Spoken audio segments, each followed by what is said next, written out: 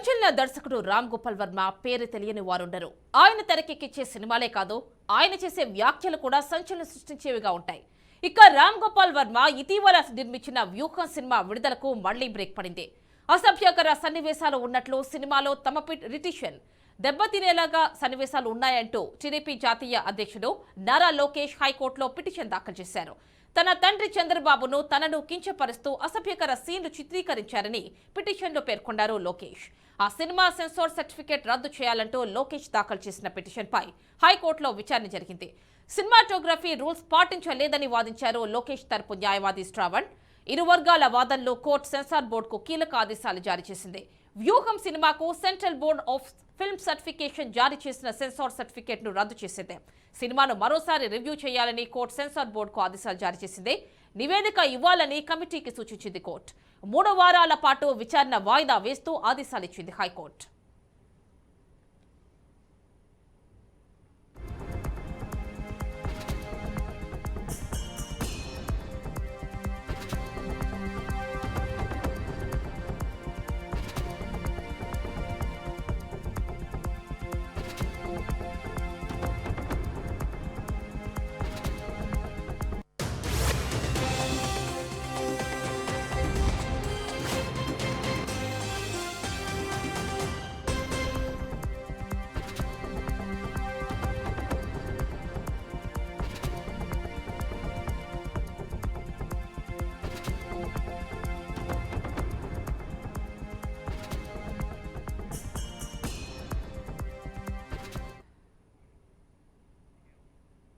ఇక ఏపీలో ఎన్నికల నేపథ్యంలో నేతలు క్షణం తీరిక లేకుండా సభలు సమావేశాలు నిర్వహిస్తున్నారు. అయితే రాజకీయ నేతల ఇతివృత్తంతో కథను మలిచి తెర మీద చూపించేందుకు వర్మ కూడా బిజీ అయ్యారు. ముఖ్యంగా టీడీపీ ముఖ్య నేతలను టార్గెట్ చేస్తూ వర్మ నిర్మించిన వ్యూహం చిత్రం విడుదల వాయిదాకు ఆజ్యం పోసేలా ఉందని అంటున్నారు సినీ విమర్శకులు. హైకోర్టు ఇచ్చిన షాకింగ్ తీర్పుతోనైనా వర్మలో మార్పేమైనా వస్తుందేమని చూడాలని విశ్లేషకులు ఆశిస్తున్నారు. ఇక విజయవాడ నుంచి ఈ అంశానికి సంబంధించి ఫుల్ డీటెయిల్స్ మా కరెస్పాండెంట్ శ్రీనివాస్ అందిస్తారు. శ్రీనివాస్, చెప్పండి, వర్మ సినిమా ఏదైతే ఇప్పుడు కొత్త సినిమా వచ్చిందో దానికి సంబంధించి విడుదలని వాయిదా వేస్తూ ఒక 3 వారాలు అయితే హైకోర్టు ఆదేశాలు జారీ చేసింది. సో ఇందులో నారా లోకేష్ ఏమంటున్నారంటే, మా రెప్యుటేషన్ దెబ్బతినేలాగా ఈ సినిమాలో వర్మ చిత్రీకరించారు అనేది ఆయన వాదన. ఫుల్ డీటెయిల్స్ ఇవ్వండి ఈ కేసుకి సంబంధించి.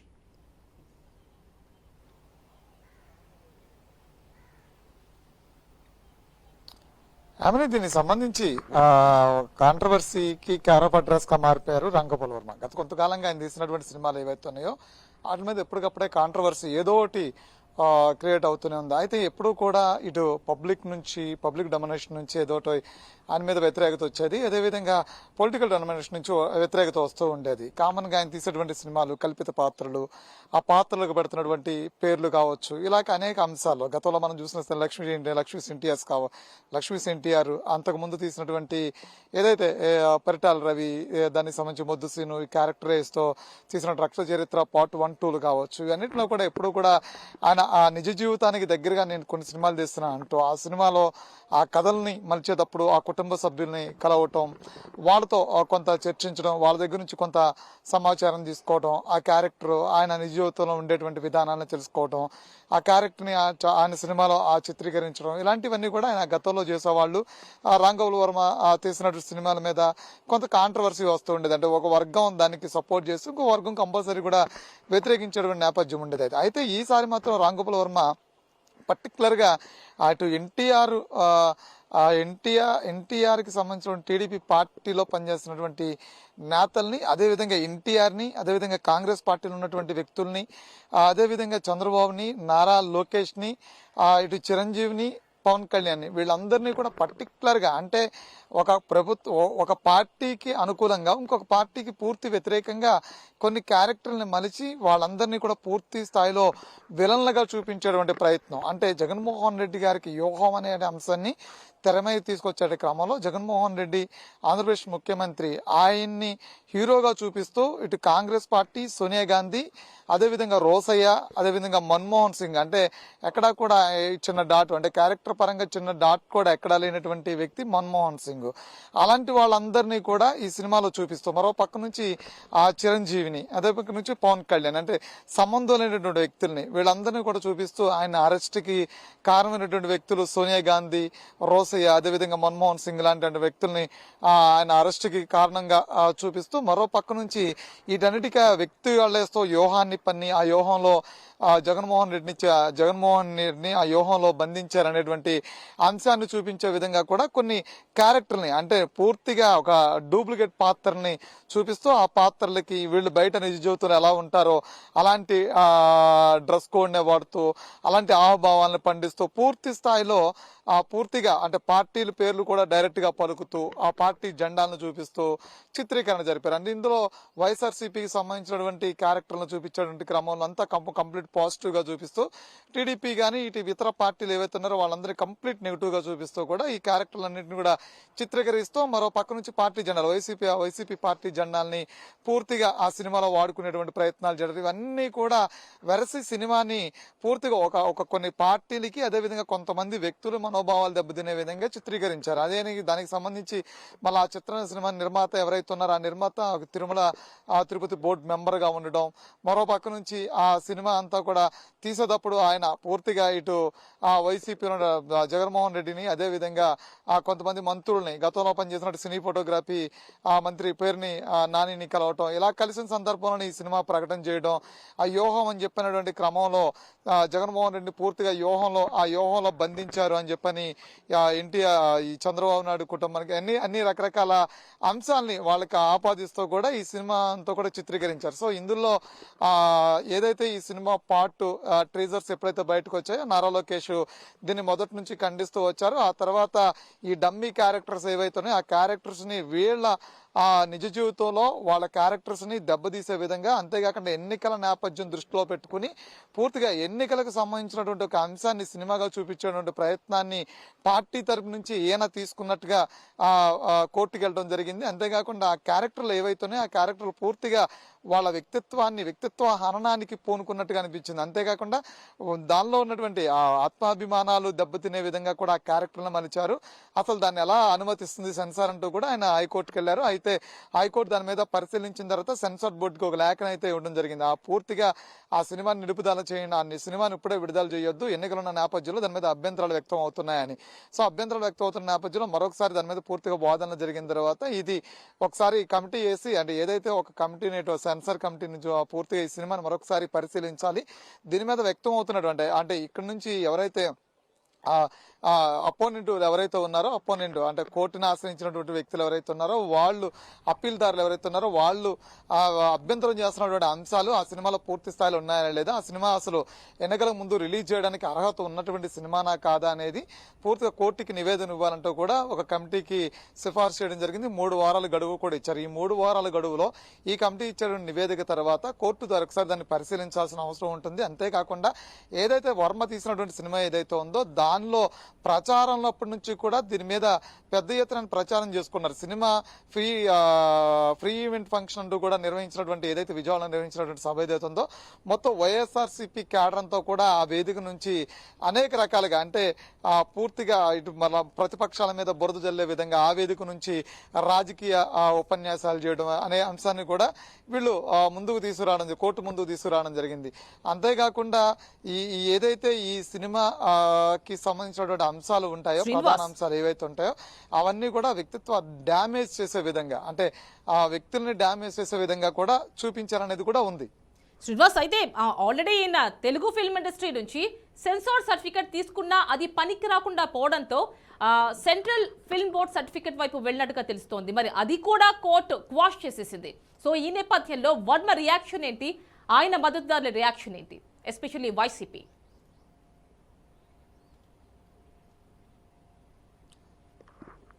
అంటే వైసీపీ తరపు నుంచి ఈ సినిమా రిలీజ్ గనక అడ్డుకుంటే గనక మేము మేము ఆ సినిమాని మేము మొదటి షో అది ఈ మధ్యకాలంలో ఏపీ ఫైబర్ కొత్త సినిమాలు అని చెప్పని మొదలుపెట్టినటువంటి ఒక కాన్సెప్ట్ ఉంది. ఆ కాన్సెప్ట్లో భాగంగా సినిమా థియేటర్లోనే కాదు మేము కూడా కొత్త సినిమా కింద దాన్ని వేస్తామని చెప్పారు. ఎందుకంటే పార్టీకి దాన్ని వాడుకునే విధంగా ప్రయత్నం చేశారు.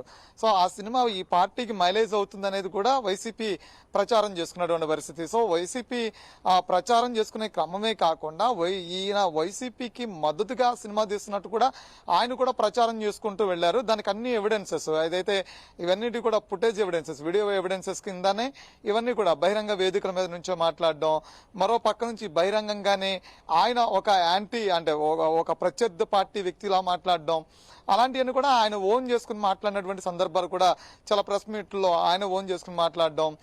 సినిమా విజయవాడ షూటింగ్ జరిగినప్పుడు వైసీపీ జెండాల్ని వాడుకోనేటువంటి వాడుకోవడం, దానికి సంబంధించి అప్పుడు చేసినటువంటి కామెంట్స్ ఏవైతే ఉన్నాయో ఆ కామెంట్స్ అన్ని కూడా ప్రతిపక్షాల మీద ఆయన ఒక పార్టీ సంబంధించినటువంటి వ్యక్తిలాగా ప్రతిపక్షాల మీద సినిమా తీస్తున్నాము అని చెప్పినటువంటి ప్రచారం ఆయనే చేసుకోవడం.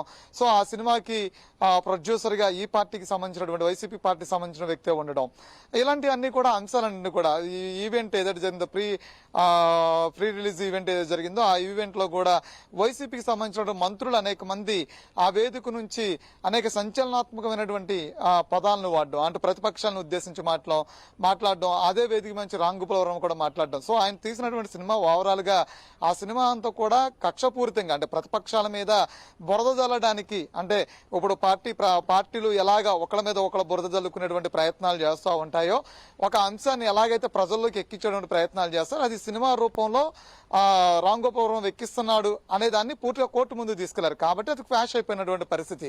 ఏదైతే ఇప్పుడు సెంట్రల్ బోర్డు నుంచి తీసుకొచ్చినటువంటి సర్టిఫికేట్ కావచ్చు, ఈ సెన్సార్ బోర్డు సర్టిఫికేట్ ఇవన్నీ కూడా క్వాష్ అవ్వడానికి ప్రధాన కారణం ఏంటంటే ఆయన తీసుకున్నటువంటి నిర్ణయాలు, ఆ సినిమాలో ఆయన చూపిస్తున్నటువంటి ఆ ప్రొజెక్షన్ ఏదైతే ఉందో ఆ చూపించేటువంటి విధానాలు, ఆ సినీ ఫోటోగ్రఫీ ఏదైతే ఉందో ఆ ఫోటోగ్రఫీ వాడినటువంటి విధానం ఏదైతే ఉందో అది పూర్తిగా విరుద్ధము.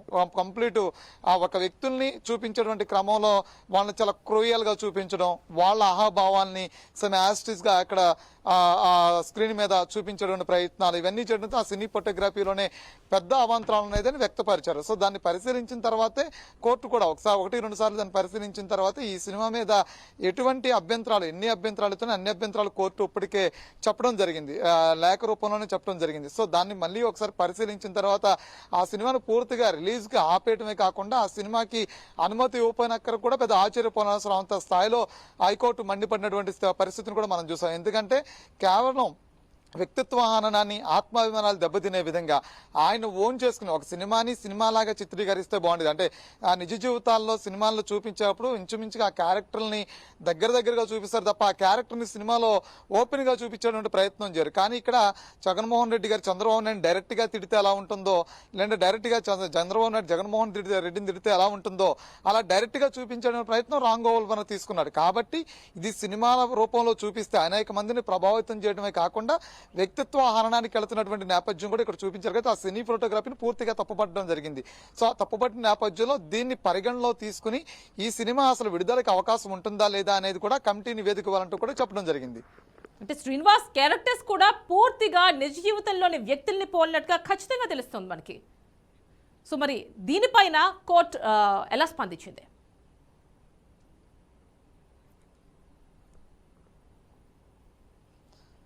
సో ఇక్కడ జరుగుతున్నటువంటి ఆ సినిమాలో ఒక క్యారెక్టర్ని చంద్రబాబు నాయుడు చూపించేటువంటి క్రమంలో ఆయన క్రూయల్ గా కనిపిస్తూ చాలా ర్యాష్ గా కనిపిస్తూ ఉన్నారు. అదే నిజ జీవితంలో చంద్రబాబు నాయుడు గారు అలా ఉంటారు. అంటే ఆయన వ్యూహాన్ని పన్నుతున్నాడు, చాలా క్రూరమైనటువంటి వ్యూహాన్ని పన్నేటువంటి సందర్భంలో ఒక వ్యక్తి ఎలా ఉంటాడో అలా చంద్రబాబు నాయుడిని చూపించడం. అదేవిధంగా బయట నారా లోకేష్ గురించి ఏదైతే మీమ్స్ ఆ ట్రోల్స్ నడుస్తూ ఉంటాయో ఆయన్ని కొంచెం ఆకారాన్ని కొంచెం ఇబ్బందికరంగా చూపించే క్రమంలో ఆయన్ని ఏదో చిన్నతనంగా చూపించేటువంటి ప్రయత్నం. అదేవిధంగా చిరంజీవి పవన్ కళ్యాణ్ చూపించే క్రమంలో, సోనియా గాంధీని చూపించే క్రమంలో, మరో పక్క నుంచి గతంలో మా ప్రధానిగా చేసినటువంటి మన్మోహన్ చూపించడం అంశంలో, అంతేకాకుండా రోసయ్య ఆర్థిక శాఖ మంత్రి చేయడమే కాకుండా ఆంధ్రప్రదేశ్ లో ముఖ్యమంత్రిగా చేసినటువంటి వ్యక్తి ఆయన చూపించే క్రమంలో ఈ అన్నిట్లో అంశాల్లో కూడా వాళ్ళని అంటే చెప్పదగ్గటువంటి అంటే బయట ప్రపంచానికి ఎలా పరిచయం ఉంటారు కాకుండా లోపల ప్రపంచంలో వాళ్ళు ఎలా ఉంటారు, వాళ్ళు ఇంత క్రూయల్గా ఉంటారు, ఇంత దుర్మార్గంగా ఉంటారు అని చూపించేటువంటి క్రమాన్ని అంటే ఆ సినీ ఫోటోగ్రఫీని అలా చిత్రీకరించారు. అలా చిత్రీకరించిన క్రమంలోనే హైకోర్టు దాన్ని సీరియస్గా తీసుకుంది. సీరియస్గా తీసుకున్న క్రమంలోనే దీన్ని అసలు సినిమా అంటారా, అసలు ఈ సినిమాని ఇలా కూడా సినిమా తీయొచ్చా అంటే సాధారణంగా నిజ జీవితాలు ఇప్పుడు మనం బయోపిక్స్ తీస్తూ ఉన్నాము. కృష్ణ మధ్యకాలంలో ఎన్టీఆర్ గురించి తీశాడు, ఆయన ఆది నాయకుడు అని కథానాయకుడు అని చెప్పని సినిమాలు తీశారు. కథానాయకుడు అని చెప్పి సినిమాలు తీసినప్పుడు ఎన్టీఆర్ యొక్క పోరాటం ఎలా జరిగింది, ఇందిరాగాంధీని ఎలా వ్యతిరేకించారు అనే అంశాలను చూపించారు. అప్పుడు ఇందిరాగాంధీ ఎలాంటి నిర్ణయాలు తీసుకున్నారు, ఎమర్జెన్సీలు ఎలా ఉండేది, అసలు ఎన్టీఆర్ నిజ జీవితం ఎలా స్టార్ట్ అయింది, ఎన్టీఆర్ నాగేశ్వరరావుకు ఉండేటువంటి సంబంధాలు ఎలా ఉండేవి, ఇవన్నీ కూడా ఒక బయోపిక్, ఒక వ్యక్తి గురించి మనం తీసేది. కానీ ఇక్కడ యోహం అని చెప్పని ప్రత్యక్షంగా ఒక క్యారెక్టర్ని చిత్రీకరించారు. బయట ఉన్నటువంటి ఏదైతే లోకేష్, చంద్రబాబు, పవన్ కళ్యాణ్, చిరంజీవి, సోనియా గాంధీ, రోసయ్య, మన్మోహన్ సింగ్ అలా అనేక మంది క్యారెక్టర్లు బయట ఎలాగైతే వీళ్ళు ఉన్నారో అలాగే యాస్టీస్ గా ఆ సినిమాలో చూపించారు. అంటే డూప్లికేట్ పాత్రలు అంటే వీళ్ళనే ఈ బయట వీళ్ళు ఎలా ఉంటారో గెటప్, ఆ డ్రెస్ సెన్స్, ఆ షూస్ కానీ అవన్నీ ఎలా ఉంటాయి అలాగే వాళ్ళకి వేరే ఒక డూప్లికేట్ పర్సన్ పెట్టి ఆ క్యారెక్టర్ సేమ్ అలా చేపించేశారు. సో కోర్టు అక్కడ సీరియస్ అవడం జరిగింది. కానీ ఇక్కడ వైసీపీ నేతల్లో ఇది ఒక అసంతృప్తిగా ఏర్పడింది.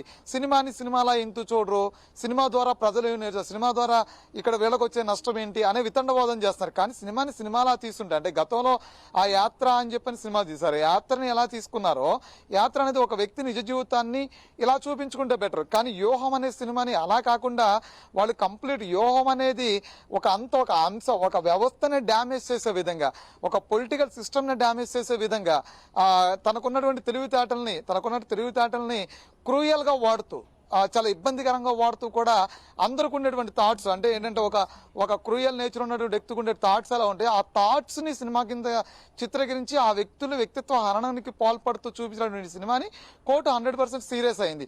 సీరియస్ అయిన క్రమంలో అసలు ఆ సినిమాని కంప్లీట్ డిజాల్వ్ చేసండి అని చెప్పాను, తీసి పడేసండి ఆ సినిమా అనే నేపథ్యంలో కూడా ఒక కమిటీని వేసి ఆ కమిటీ అంటే నష్టపోకుండా ఉండేందుకు ఆ సినిమాలో ఉన్నటువంటి అభ్యంతరకరమైన సన్నివేశాలు తీసేయండి అని. అభ్యంతరకరమైన సన్నివేశాలను కనుక పూర్తి తీసేస్తే కనుక సినిమా అసలు ఎందుకు చేయడానికి ఉపయోగపడదు. కేవలం జగన్మోహన్ రెడ్డిని మాత్రం చూపిస్తూ ఉంటే మాత్రం ఆ సినిమాలో ఒక 15-20 నిమిషాలు మించి ఉండదు. మిగతాదంతా కూడా యోహం పన్ని జగన్మోహన్ రెడ్డిని ఇరికించేశారు అనే అంశాన్ని చూపించిందంతా కూడా ఎక్కువ కథాంశంగా చూపించారు. అంటే ఆ సినీ ఫోటోగ్రఫీ ఏదైతే ఉందో ఫోటోగ్రఫీలో వాడినటువంటి ఆ క్యారెక్టర్లు ఎవరైతే ఉన్నారో ఆ క్యారెక్టర్ని కంప్లీట్ డ్యామేజ్ చేస్తూ పొలిటికల్ సిస్టమ్ ని పాడు చేస్తూ తీసినటువంటి సినిమాని. కానీ ఇక్కడ వైసీపీ నేతలందరూ కూడా దానికి వితండవాదం చేస్తూ ఆ సినిమాకు మద్దతు ఇస్తూ వాళ్ళు ఆ ప్రచారానికి వాడుకునే ప్రయత్నం చేశారు. కాబట్టి ఈ రోజు కోర్టు ఇది కంప్లీట్ రాజకీయ పొలిటీషియన్ వేలోకి వెళ్ళిపోతుంది, పొలిటికల్ సిస్టమ్ వేలోకి వెళ్తుంది కాబట్టి ఈ సినిమాను రద్దు చేయండి అని కూడా చెప్పడం జరిగింది. అంటే శ్రీనివాస్ మొత్తంగా ఈ ఫిల్మ్ టైం డ్యూరేషన్ అనేది ఎంత ఉంటుంది? ఇందులో ముఖ్యంగా ఒక పాయింట్ ఏంటంటే రామ్ గోపాల్ వర్మ చెప్తూ ఉంటున్నారు ఈ సినిమా నా పర్సెప్షన్లో నాకు కావాల్సిన విధంగా నేను తీసుకున్నాను అనే ఒక పాయింట్ని చెప్తూ ఉన్నారు. మరి ఈ నేపథ్యంలో వైసీపీ ఎందుకు ఇందులో ఇన్వాల్వ్ అవుతోంది? దీనికి సంబంధించిన ఇన్ఫర్మేషన్ ఉందా? ఈ పర్ఫెక్షన్లో అంటే ప్రతి వ్యక్తికి తనకు సంబంధించినటువంటి ఒక పర్ఫెక్షన్ అయితే ఉంటుంది. వాళ్ళు తీసేటువంటి వాళ్ళ వే ఆఫ్ వ్యూ ఎలా ఉంటుందో ఆ వ్యూలో ప్రతి అంశాన్ని వాళ్ళు చూసుకుని పరిశీలించుకుని ఇది బాగుంటుంది, ఈ సినిమాలో ఇది పెడితే బాగుంటుంది అంటారు. అంటే ఇంతకన్నా చాలా మంది పెద్ద పెద్ద డైరెక్టర్లను చూసాం, సీనియర్ డైరెక్టర్లను చూసాము. ఈయన కాంట్రవర్షియల్ కి care of address Ram Gopal Varma.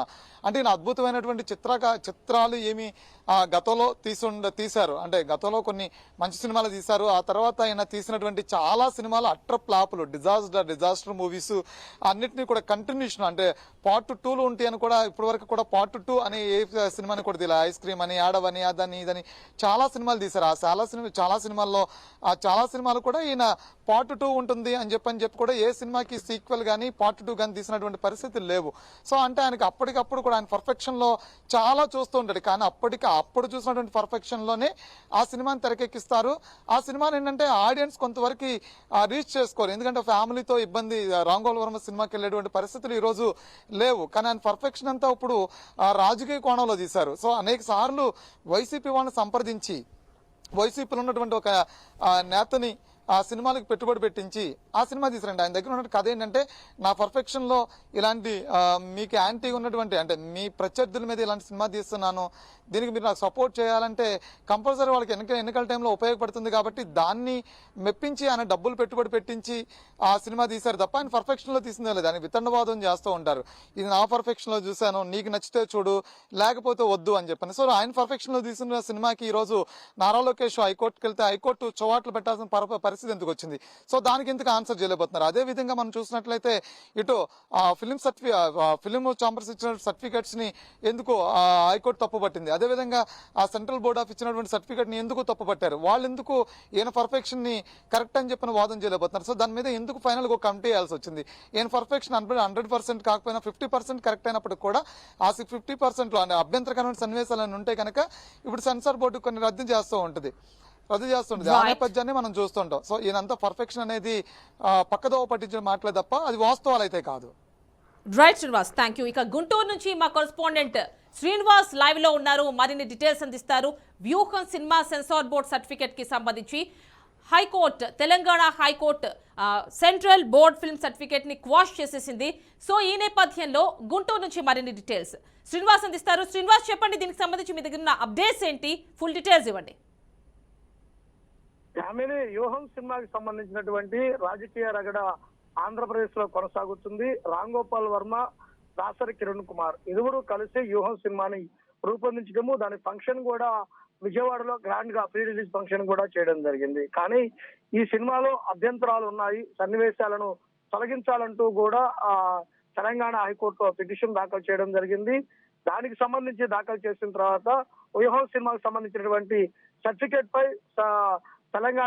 Telangana high court suspense పొడిగించడం జరిగింది. అభ్యంతరాలు తొలగించి సన్నివేశాలను మళ్ళా తీసివేసి రివ్యూ చేయాలంటూ కూడా హైకోర్టు ఆదేశాలు ఇవ్వడం జరిగింది. అంటే ముఖ్యంగా చూస్తే ఆంధ్రప్రదేశ్ లో రానున్న రోజుల్లో ఎన్నికలకు సంబంధించి ప్రముఖ లీడర్లను ఆ పాత్రలో పోలే విధంగా ఈ సినిమా రూపొందించారు. వ్యూహం అనేది ఆర్జీబీ చేస్తున్నటువంటి ఒక రాజకీయ అరాచకంగానే భావించాల్సి ఉంటుంది అంటూ కూడా ఇక్కడ రాజకీయ నాయకులు చెబుతున్నటువంటి పరిస్థితి ఉంది. సినిమా అంటే చాలా వినోదంతో కూడిన పరిస్థితి ఉండాలి, కానీ రాజకీయ నాయకుల వేషాలతోటి, రాజకీయ నాయకుల మారు పేర్లతోటి వీరి జీవితాలను ఆటలాడే విధంగా, రానున్న ఎన్నికల్లో ప్రభావం చూపే విధంగా ఇలా సినిమా తీయటం కరెక్ట్ కాదంటూ కూడా అనేక మంది నేతలు, అనేక మంది అభిమానులు కూడా ఆవేదన వ్యక్తం చేయడం జరిగింది. అయితే ఈ సినిమాకి సంబంధించి పోస్టర్ లోను, ఏదైతే ట్రైలర్ లోను కూడా అభ్యంతరాలు ఉన్నాయంటూ కూడా నారా లోకేష్ పిటిషన్ దాఖలు చేస్తూ తర్వాత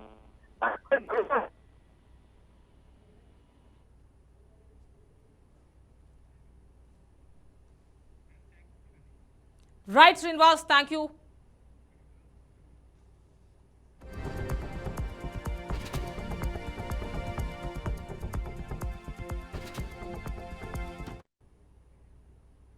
అది వ్యూహం సినిమాపై special drive. Stay tune to BRK news తెలుగోడి సత్తా.